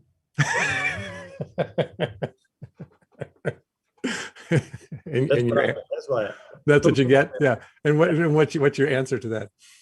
Down, boy, down. I know it's a much more loaded question for Curtis than it is for Trevor, I think. Yeah. Unless there's a new conspiracy theory out there that Trevor may be also an alien out there. All right, so that is our Patreon questions. And now I'm going to, I'd love to bring VoidBurger back out. There she is. VoidBurger, this is Paul. Paul, Hello. This is VoidBurger. Greetings to all the Pauls. It's a Paul party. Well, I wanted to bring you back in. We had talked privately about bringing you back on and kind of giving you the role of interviewer for now, and give you a chance to ask some questions based on these relationships and your experience playing and talking about the game, and ask some questions to us. So I'm going to let you take it away. I'm going to let you talk to Paul first. I'm going to take a quick 2-second break, and I'll be right back. So first of all, I wanted to say I had a couple gasp moments when you were talking to Paul Stetler, and the 5 gasp moments I had. Thankfully, my mic was not on because everybody would have been like, something's happening to her. You saying you lived in Japan, gasp. I love Japan. You saying you were on Unsolved Mysteries, gasp. So you were a reenactor on one of those episodes? I was. I think I got cast because I could shave down to a mustache, and the guy had a mustache. I think that's the only reason I got cast on that. And my understanding is they've never solved it, so they keep playing that one over and over. No. And it has to do with the card game, the Magic, the Gathering. Magic the Gathering? Yeah. Oh my God, I gotta track down this episode, Paul. This sounds hilarious. I'd love to see you playing Magic the Gathering and doing crimes of some sort. What I remember most on that is they pull you out there at midnight and they're like, we have no time. They're going to put a gun to your head, cry. Oh my God. And this is what I use when I teach acting, is like, because sometimes you got to be able to cry on cue, because this is what happens. They stick you out there and they say, cry. It's kind of a shady production style, but what do I know? I'm not an actor. I also gasped that you haven't watched Reservoir Dogs. I thought that was really funny. I'm so embarrassed. Put it on the list. Put it on the to watch list. Right. I gasped that you might have the script. Gasp. That would be crazy. I'm not getting my hopes all the way up, but yeah. You know, I will look. That would be crazy. Just saying. And I gasped that I also love Dance Macabre. That's a great song. It's yes. Oh, it's beautiful. And Aquarium by the same composer. So yeah, I didn't ask any questions while you were away. Okay, I'm back. Go away again. Go away, Paul. No. Get out of here. We're talking about you guys are Japan and Unsolved Mysteries and all sorts of stuff. So I was curious. I got me some questions here. Some of them were kind of half covered already, so forgive me if you're kind of retreading ground while I went to the bathroom once or twice while you're talking. So like, I know the script is semi-lost right now, but I was curious how different this kind of script was from your regular kind of scripts that you deal with, either stage scripts or film scripts or TV scripts. Like, I know it was absolutely gigantic compared to those scripts, but were there any other like strange, like, what was it weird to work from a script like that? Yeah, because what I teach, something that I feel really strongly that is missing from a lot of theater shows, which in film you really have no control over as an actor, to some degree, is the arc of a character. And so trying to be able to go scene by scene, moment by moment, and trying to craft something so that each thing adds up to something at the end. And in this one, you can't, because the player can do this, or this. So trying to keep that in mind. And at some point that just kind of became like, I can't be worrying about this. I'm just going to have to do my job. And hopefully when they put it all together in post, it'll make some sense. But in doing that, there was a little bit of, hey, you got to make sure if they choose this, that you're still more or less in that same mindset until something happens, something that Curtis does, or that happens to you, would change your emotional through line, right? Yeah. So that I think is kind of, that was the hardest thing in dealing with something like that. Yeah, I agree. I think, and I think that back then, because this was, I don't know, it's the 90s, I imagine it's much different now, but everything was in that script. I mean, everything, all the game elements. And she wrote, I mean, again, it just blows my mind that Lorelei not only could write this story, but she also created the game that went with it. So everything was in there, and you really had to hunt and peck for dialogue or for character stuff. And I can't remember exactly. I think I've said this before. I don't remember if she gave, direction or character development within that script.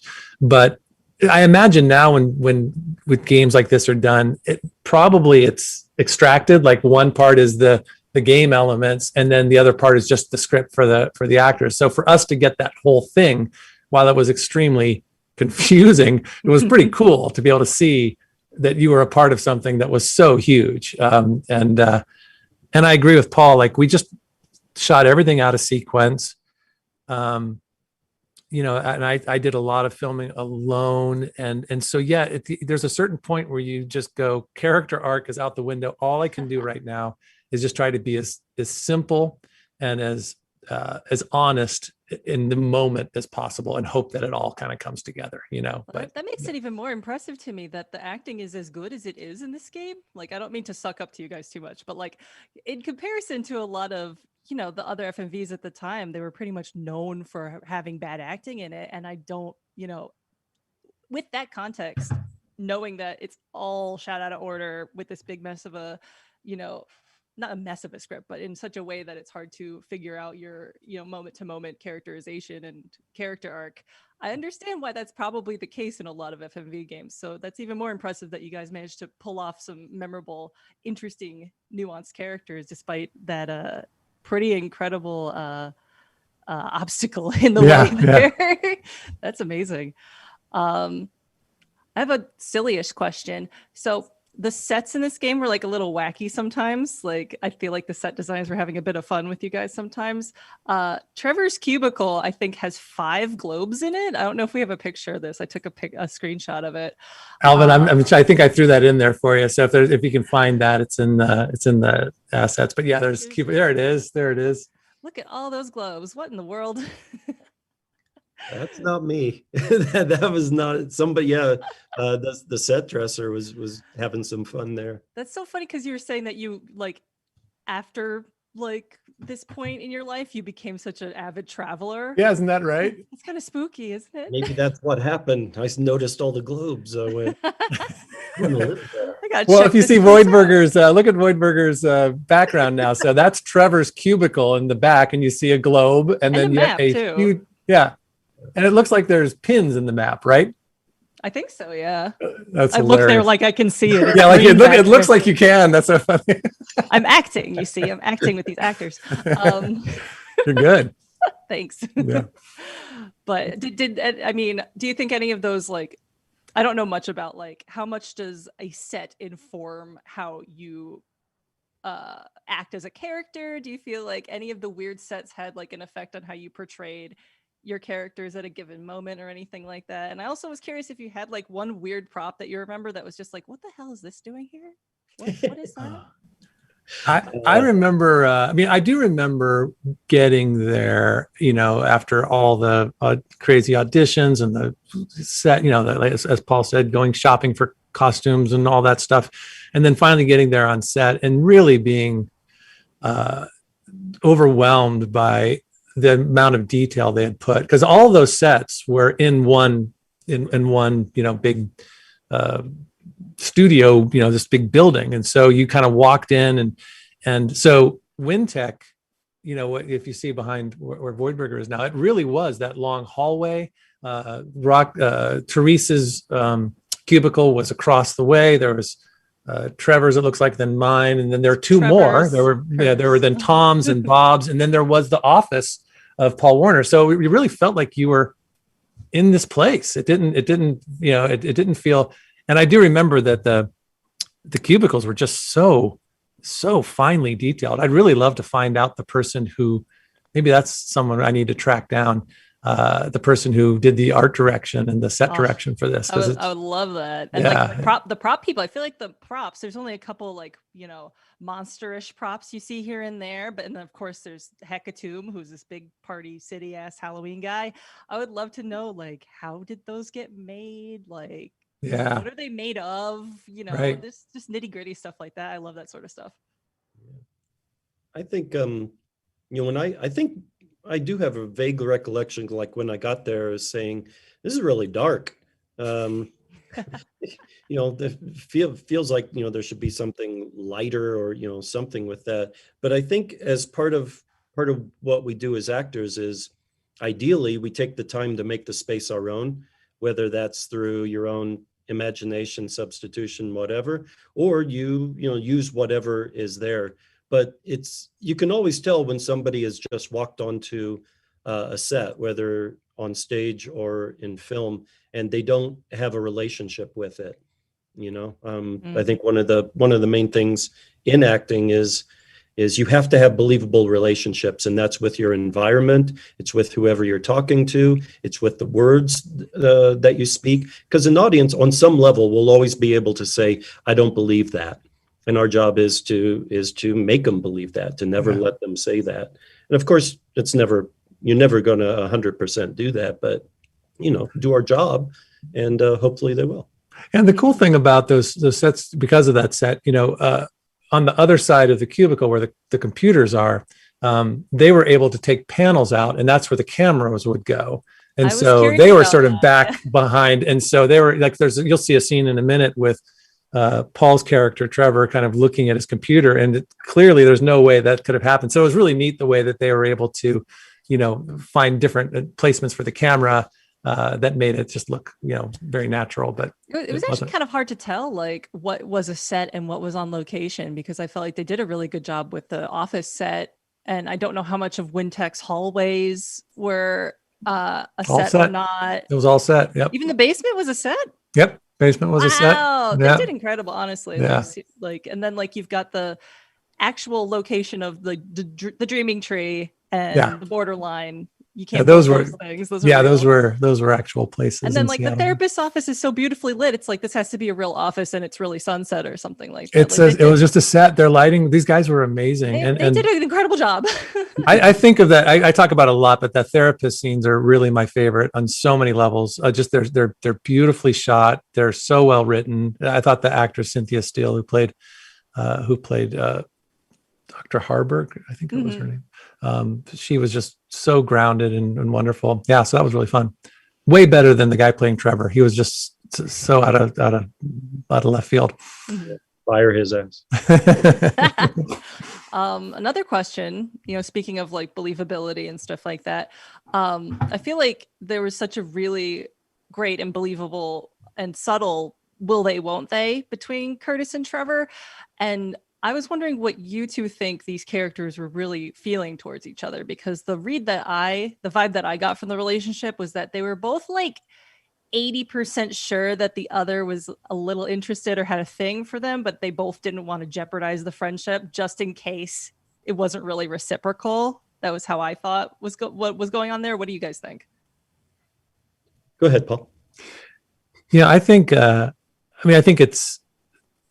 watched so much of this footage again after so many years. So it's been fascinating to look at again. For Curtis, he doesn't know who he is, and it's partly because he's an alien, but he doesn't know. He has no, and he has these feelings and he acts on them, and he's open to whatever, which I think is a fascinating aspect of his character. And clearly the person he connects with the most is Trevor.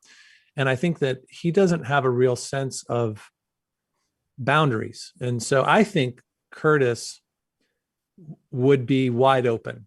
I think it'd still be a little scary because that's not the world he came from. But when he talks about it in the therapy scene, he doesn't say, I'm afraid of this thing that I might be. He's afraid that it might hurt other people. Mm-hmm. So I think that Curtis is much more open to it. And I want Paul to respond about Trevor, because I have a thought about him too, but I don't want to I want to hear Paul talk first. I think it was really weird because Trevor is not given much of a backstory from what I remember. He tells stories, you get some references, but in terms of how they met, what the, anything about him, I don't remember there being much. And I remember getting to the line of you, Curtis, I love you. And it was kind of like, I don't feel like I've built up to this yet. So what do I do with that? So that just means like, okay, if that's there, then that does have to be a given circumstance in everything that there is. So yeah, it felt to me from Trevor that it was never a will they, won't they? It was always a he won't, type of thing. I kind of feel the same way. And I think partly because Trevor is able to see Curtis's struggles, and that Curtis is not someone who is, what he needs more than anything is friendship and support, because he's clearly going through so much. And I think Trevor is by far the most secure in his sexuality and who he is. And I think that it seems to me that Trevor is looking for love. He's always got a new boyfriend. At one point, he seems very happy with Mike, right? And so when Curtis comes to him at this very, the moment where Curtis,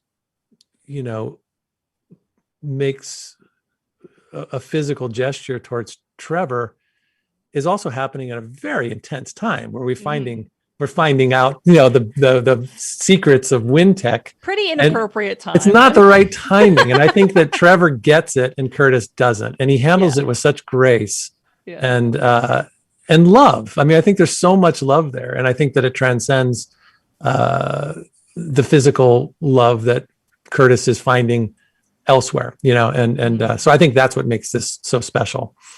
I also feel like Trevor's gaydar was functioning enough that he probably knew that Curtis was at least bicurious in some fashion, because I do feel like there's a lot of little small moments where Trevor would kind of be like joking about how heterosexual Curtis was and be like, "Ooh, you stud, don't ruin this woman for all other men," and just like, kind of reminding, like, I keep wanting to call you the characters Paul now. I've reversed completely now. But trying to remind Curtis about like how heterosexual he's like kind of trying to present himself, at least in the office or something. I always thought that was kind of like a little undercurrent of like, Trevor seems to know or have an inkling that Curtis is either interested in men or interested in him. There's some sort of like slight flirtation going on there, I think. Oh, definitely. There's a numerous, just general like hand touches on a shoulder. There's a lot of little physicality, that simple things that I don't know if we ever talked about that, Paul. It just seemed to come naturally in the way that we did things, but we did the scenes. But looking at it now, you can definitely feel there's an understanding, that of some sort. Yeah. And I feel like that's part of like what makes their relationship so interesting, is that comfort level they have with each other. Especially, in light of the fact that it was 1996, you didn't see men doing that sort of friendly touching to begin with. It was very like no homo sort of, right, don't touch me sort of stuff. So that like those small gestures were really important to see, even though they're very, they're subtle, they're little, but they add up a lot, Yeah.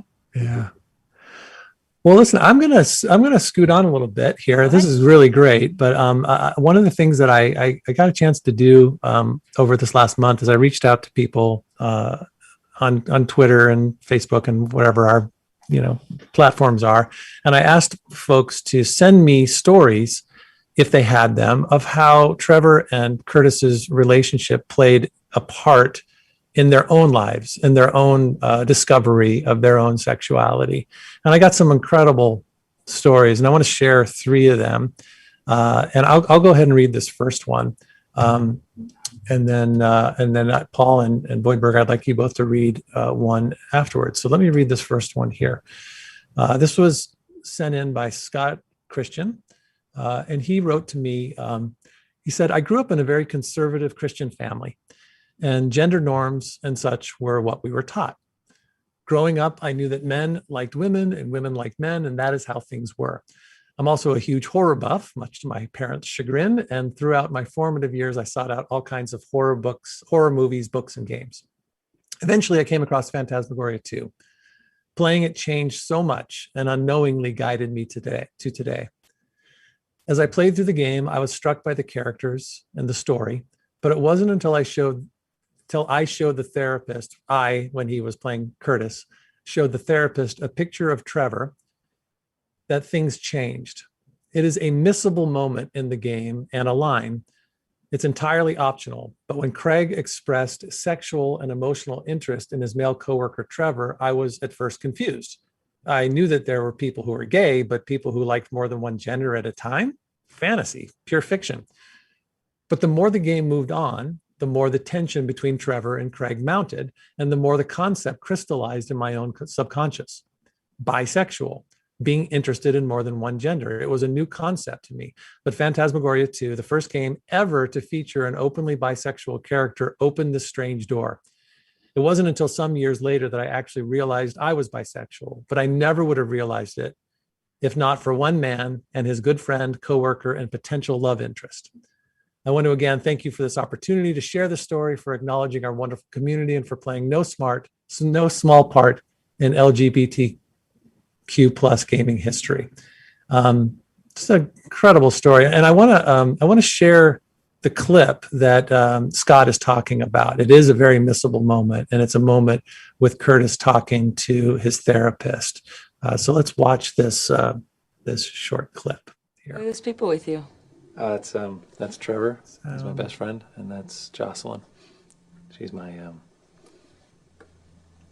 lover. Yeah, it's funny. I've been keeping our relationship at work a secret. Are you in love with Jocelyn? Yeah, I think so. But I'm kind of attracted to Trevor, and that worries me because I don't know if I should be with Jocelyn. I don't want to hurt her, you know?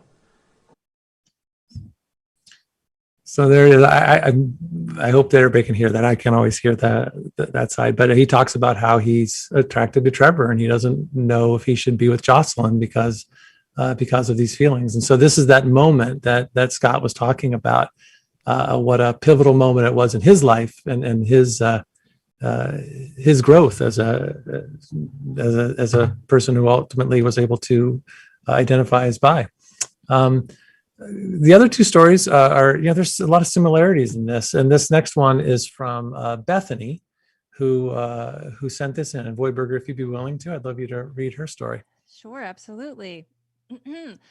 I grew up in a very small rural town in New Jersey. The whole town was maybe 1 to 2 square miles. Everyone knew everybody, and it wasn't very diverse. I was already marked as a weird kid very early. The bullying was so serious, I developed an anxiety disorder in 3rd grade. Crazy, right? Anyways, when Phantasmagoria 2 came out, my dad was involved with a woman I called my stepmom. They never married, but I considered her like one. We bonded over a love of computer games, especially scary puzzle ones. And being a teenager myself, I started to feel a type of way toward the opposite sex, and then I found myself feeling those same type of ways for the same sex. My parents were devout Christians and were adamantly against anything gay. I felt wrong somehow. I figured if I just kept quiet, not say anything, maybe all of it would just go away. But then the games, first one being Phantaz 2, second being Gabriel Knight 2, Curtis's confliction with his feelings for Trevor and his feelings for Jocelyn and Therese, and the therapist suggesting that these feelings are perfectly normal and it's okay to be feeling them, it made me realize that I wasn't weird. I wasn't broken. I didn't have to fix myself. I wasn't wrong. Trevor was so open, so confident in who he was, and so strong in his identity. It was an inspiration. 5 years ago, I came out to my parents and siblings, to which my parents are still convinced it's a phase and I need prayer. But my freedom, my truth, my ability to accept myself as a bisexual woman started with Curtis and Trevor and Jocelyn and Therese. Thank all of you for your portrayals, your acting. Thank you, Roberta and Lorelai, and everyone else involved. And that, of course, is Roberta Williams, the co-founder of Sierra Entertainment and writer of the original Phantasmagoria, and basically the creator of graphic adventure games, and Lorelai Shannon, the writer of Puzzle of Flesh, in case anyone doesn't know that. Yeah, absolutely.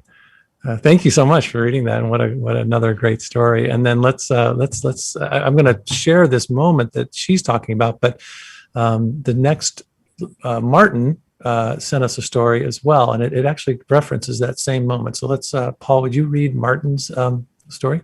Sure. I grew up in an old Scandinavian mining town, the late 90s, early 2000s. At the time, the only references most people in my country had for anything non-straight was one particular flamboyantly gay national celebrity and the typical gay comedic sidekick characters in sitcoms of the day. From middle school on, I was intensely bullied for my perceived gayness. And as a 12-year-old boy who was starting to have crushes on boys as well as girls, it was a very confusing couple of years. I knew I wasn't straight exactly, but if I liked girls, I couldn't be gay, right? I had never heard of the concept of bisexuality at the time, and I thought I had to figure out which attraction was the real one and the other would just go away. One day after school, hanging out on the computer in a friend's basement, he excitedly showed me this horror game his dad had told us was off limits. So of course we had to play it. This being my first ever FMV game, I was blown away by the fact we could play this grown-up movie. But above the horror, gore, mental illness, and trauma, what really stood out to me was Curtis' friendship with Trevor.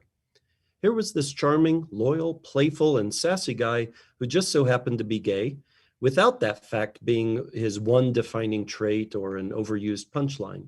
He was just a normal guy, the kind of friend I wished I had myself at the time, someone who'd think I was just another normal guy. The moment when things really clicked for me was later on during one of Curtis's therapy sessions when he says, "Sometimes I just wish I could live with Jocelyn and Trevor both." And his doc responds that many people feel that way, and just because it isn't standard doesn't make it wrong. This was a thing? The way I felt was a real thing that other people felt and not just me being too weird to fit into one box or the other? I now had the words to explain how I felt rather than being told how I was supposed to feel. That set me off on a journey to discover that I could be a normal guy and still be me. I could be a friend like Trevor. Nice. And I'd like to just show this moment. They both refer to this one moment in the therapist's office where he describes his fantasy, and then the therapist's very simple but very powerful response to him. So can we see this? This is going to sound really twisted, but sometimes I wish I could just live with Jocelyn and Trevor both.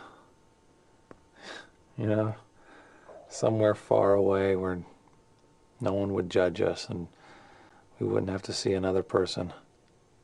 Many people have fantasies like that, Curtis.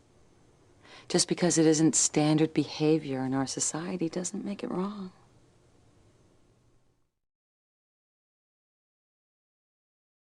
A simple response. What are your thoughts on that? I could see, VoidBurger, what do you think? Oh, like so simple, but so powerful and so rare to see, especially the 90s. Just this matter-of-factly, don't worry about it.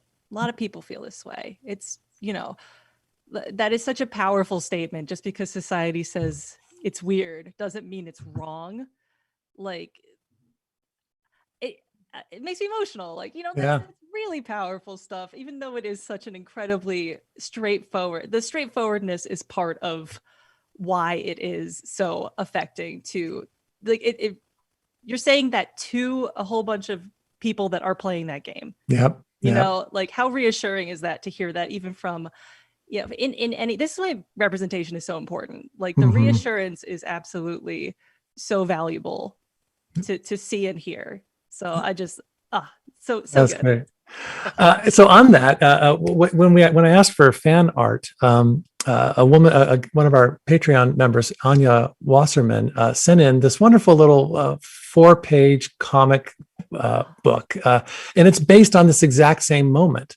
It's based on his fantasy, and I just want to share with you right now, Paul. If you get a sec, when the second page pops up, I'd love for you to read just one of the things here. But let's just go ahead and I think it's I'll read this first. So this is her cover page. It says, "Sometimes I wish I could just live with Jocelyn and Trevor both."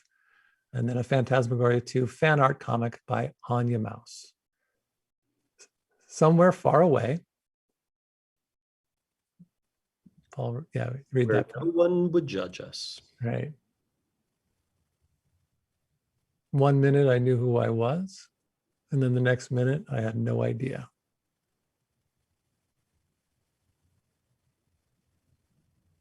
It's hard to explain, but my identity just came apart.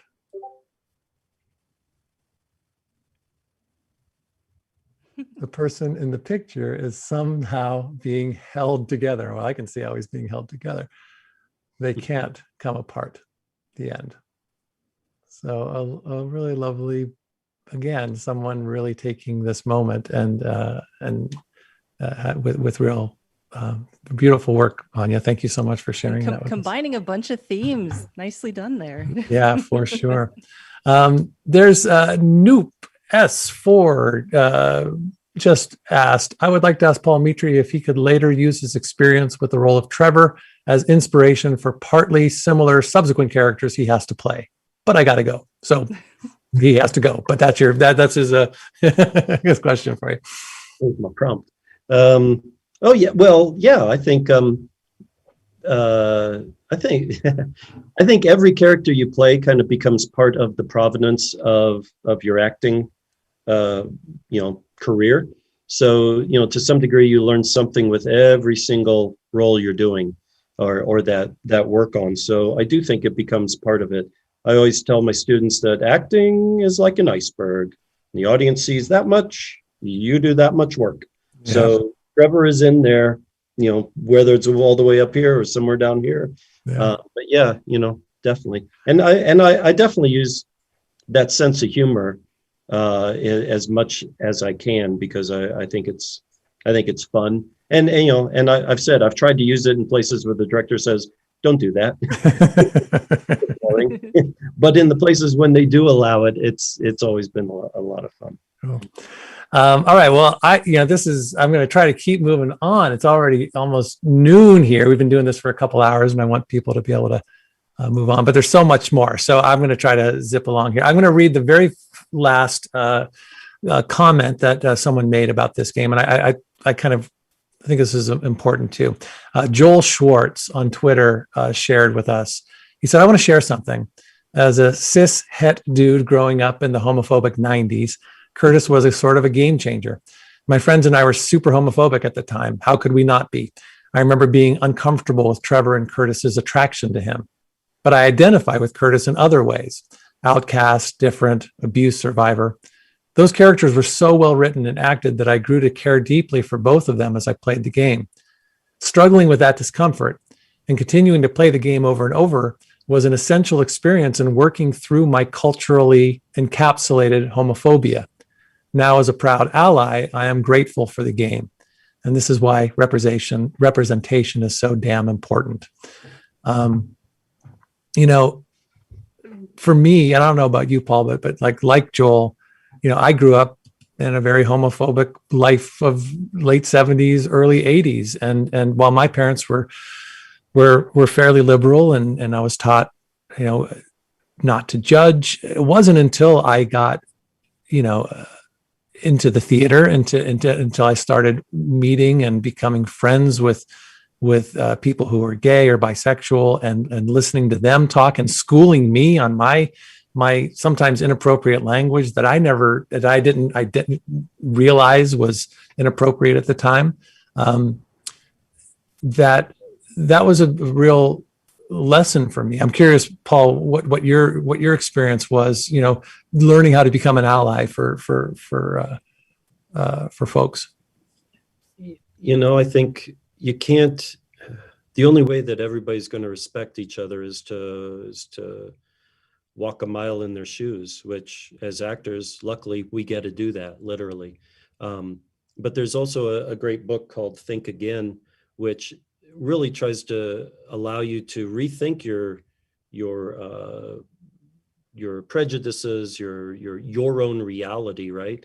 And in today's world, like right now, of course, you're trying to think, well, in terms of racism, what can we do? But again, I extrapolate that to all kinds of prejudices.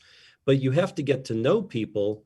If you're scared of something, I mean, let's face it, a lot of acting out is because of your own insecurity and trying to make yourself feel better about something for whatever reason.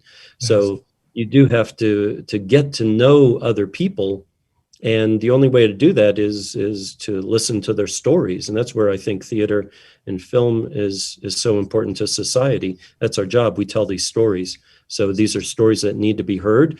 We need to find ways that the people that need to hear them can hear them, because that, as a theater producer, I find to be an incredibly difficult thing. Sometimes we're just preaching to the choir, but these stories really need to get out to a lot of other people. How do we do that? You know, but yeah, it's just being around people that are not like you, and learning that we're all the same. I think Mark Twain said I'm going to find this quote, but he has this wonderful quote about like that the greatest defense against racism and bigotry is travel. You know, the thing that you have to get out of your comfort zone, and then you realize that you are amongst people that you will love and connect with, and will challenge your preconceptions. You know, so. All right, I think I need to kind of move on. So I real quickly, VoidBurger, it's been such a treat having you. What we're gonna, because of Pride and because of these themes and because of Curtis and Trevor, we would like to just hear conversations with Curtis. I'd love to direct your attention to a wonderful nonprofit called queertgamers.org. Queer QWEERTY. I love that they use the keyboard. And it's a nonprofit that champions the inclusion and visibility of LGBTQ plus gamers into the broadening gaming world. We at Conversations with Curtis are going to donate what we can to that organization. And we'll have the link for you, and feel free to give it a look. It's a really cool place. And VoidBurger, I know that you had a couple of nonprofits that you found that you wanted to share too. I've raised money in the past for Lambda Legal and the Transgender Law Center. I think as allies and as cis people and all queer people under the umbrella need to unequivocally support trans people, especially trans people of color. They have been there from the start, Stonewall and all that stuff, and we owe it to the entire rainbow flag to all be inclusive and all support each other, and especially trans people. They're under assault from Republican lawmakers pretty much constantly right now. So, you know, stay on top of this stuff, donate as much as you can, and Lambda Legal and the Transgender Law Center both help with regards to, you know, how much litigation is happening. We're trying to get rid of trans people through laws right now, and it's horrifying. So stay on top of that, please, everybody. Like, support trans people, please. Do not exclude them whatsoever, please. I also want to briefly mention Trans Lifeline. If you're having any difficulties with suicidal ideation or anything like that, depression, you can call Trans Lifeline. You can also call the Trevor Project, which I want to ask Lorelai if that happens to be a coincidental name that she named the gay character Trevor. I'm not sure, but that is all I got to say about that. Thank you. Thank you so please, much and also everybody, please support VoidBurger by watching this video essay. It's so wonderful, and she's on to all kinds of cool and exciting projects. So please keep an eye out for her. And thank you so much for joining us, VoidBurger. Thank you. I'll be in touch with you in the future, but all the best, and we'll talk to you soon. Absolutely. Okay. Thank you so much. It's been so cool talking to both of you. Yeah. All right. Bye-bye. Bye. Okay, so I had some. This has gone on for 2 hours. I don't want to take up too much. I was going to spend some time answering questions from the folks that are watching right now, but with your permission, or I guess even without your permission, I'm going to move ahead a little bit because I have two kind of really fun things that I have in store for Paul, and I think for everybody. And then we'll wrap up. And I want to share with you this really cool project that we have coming up. So there is a story that Curtis tells, or that Trevor tells Curtis in the game. It is a story that has become sort of something that most fans have responded to and told me it's their favorite moment in the whole game. I have transcribed that scene, and I thought it would be fun for you to watch Paul and I reenact a scene at the Dreaming Tree. So imagine, if you will, we are at the Dreaming Tree. Trevor is having a sip of his milkshake, and Curtis says, he's looking at his menu and he says, I think I'll have a baked potato. What? Do you remember my Aunt Emily, Auntie M, the one that lives in Arizona, out in the desert? Right, or the one that likes the animals? Yeah, that's the one. Yeah, she always tosses the dinner leftovers outside for the poor little woodland animals. Woodland? Yeah. I thought she lived in the desert. Shut up. Zip it. It's my story. So anyway, one time when I was there, she hauls back. She tosses this old, mangy, big, yucky baked potato outside. And it was beautiful, man. I mean, that woman has an arm like a pro ball player. And that spud just arced through the air till this sweet little bunny rabbit came hopping out of the bushes right into the path of destruction. No way. Way. Great. And that tater, it just hit Mr. Bunny right between the ears. And, you know, for a moment, it looked like a little brown German helmet. I've never seen a bunny rabbit jump that high in my life. And you think that's funny? Yeah. That poor rabbit is probably in therapy right now. And scene. So there it is for posterity. We did the bunny rabbit potato story for your pleasure. All right. I'm gonna, Paul, it's been a pleasure having you. It's so great talking to you. You and I talked a little bit. You know, you and I have spent a lot of time doing Shakespeare in our lives. You way more than I have, but having directed me in a Shakespeare play, one of the things I thought would be a great way to send you out is to task us both with choosing a Shakespearean sonnet, a sonnet that our characters, Trevor and Curtis, would say to the other person with something that have some meaning to that. So I've chosen one. I think you may have chosen one as well, and you can school me on this a little bit, but for those who don't know, Shakespeare wrote 100 and something sonnets in his day. Yep. 100 what? 154, I think. 154 sonnets. The sonnets are they're structurally the same. It's 16 lines. They're rhymed, and they are in iambic pentameter. There's a rhythm to them, and what we know about, we don't know much, but we do know that Shakespeare wrote many of these sonnets to a fair youth, which was a young man that he knew. We don't know if this was a romantic relationship or not. There's no real way of knowing, but clearly there was strong feelings for this young youth that he was writing these to. So keep that in mind as we read these. But the one that I chose is sonnet number 29, and I'll just give you a little bit of context on it. In this sonnet, the character that Shakespeare writes about is a is very disheartened with his life. He's very he feels like a failure. He feels like he hasn't achieved what he wants to achieve, and he sometimes wonders if he could do it all again. And this is him sharing those thoughts. And this is Curtis sharing these thoughts to Trevor.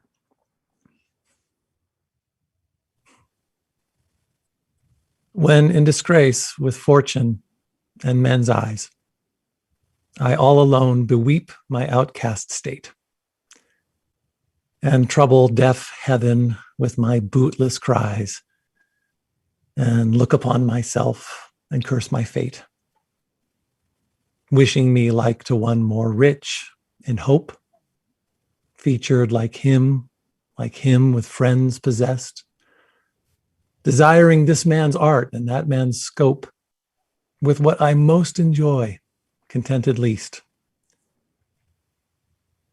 Yet in these thoughts, myself almost despising, happily I think on thee, and then my state, like to the lark at break of day arising from sullen earth, sings hymns at heaven's gate. For thy sweet love remembered such wealth brings, that then I scorn to change my state with kings. Oh, That's for you, Trev.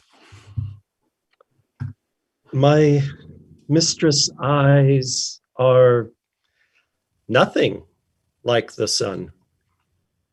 Coral is far more red than their lips red. If snow be white, why then their breasts are done. If hairs be wires, black wires grow on their head. I have seen roses damasked red and white, but no such roses see I in their cheeks.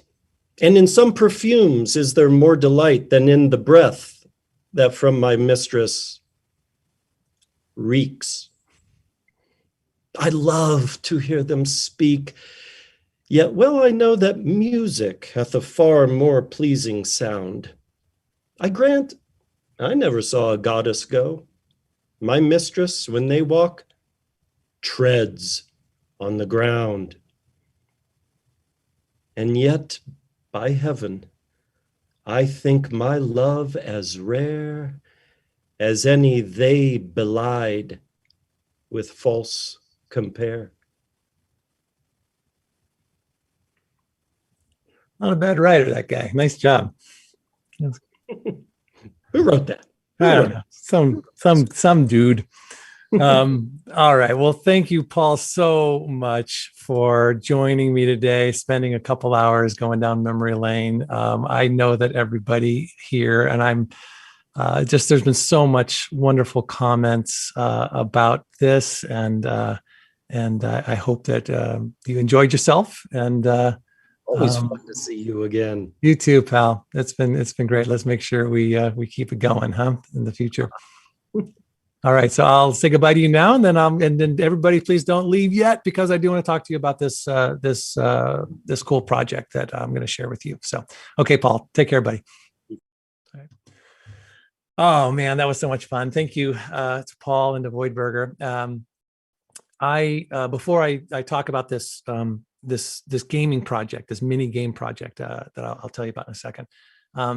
I want to set aside a little time to thank my Patreon supporters, my thresholders, who really do make this possible. Your generosity just continues to blow me away, and I can't thank you enough. My goal last month was to double our membership, but we didn't quite get there, but we did add 20 more people, mostly in the $3 to $5 tiers, and that's just awesome. For everyone else, if you've been watching these streams or subscribed to my YouTube channel or Twitter or Facebook page, I hope you can imagine how much time and effort that I'm putting into this project. Not only am I doing the live streams, but I'm creating some video content and making connections with people like game developer Daniel Albu, who I'll tell you about in just a second. We just launched a Discord channel, which is currently available to our $20 plus tiers, though we're going to eventually have that channel available to everyone. And I've hired a small support team to help me make this all happen. So this really has turned into not only a full-time job, but I also feel like I'm running a small business as well. So your support goes a long way. And with that support, it'll give me the breathing room to produce more and more content that I think you'll enjoy. So I hope you'll be consider joining the family. You can join for as little as $3 a month or as much as you can afford, and it really will go a long way. So that's my little pitch. And now I just want to say that a couple of months ago, I received a message from Daniel Albu, who is a freelance interactive game developer from Israel. He has more than 17 years of experience in the development, production, and deployment of websites and games and applications. Daniel reached out and said, hey, I would love to create some mini games for you, and for conversations with Curtis. And what he's going to do is he's taking footage from the game Phantasmagoria 2, and he's creating mini games, and I'm providing some new video content that will be placed in this. So what we're trying to do is to create sort of the further adventures of Curtis through Daniel's mini games. He's just posted the very first one. It's super cool. And we'll put the link. I'm not sure. I hope we have the link here. In fact, I'm going to put it in here right now. And it is live. And so you guys will be the very first people to ever play this game. So let me see if I can put that there. And let me make sure. And then, so that's gonna, I'm sorry, I should have had this thing ready to go.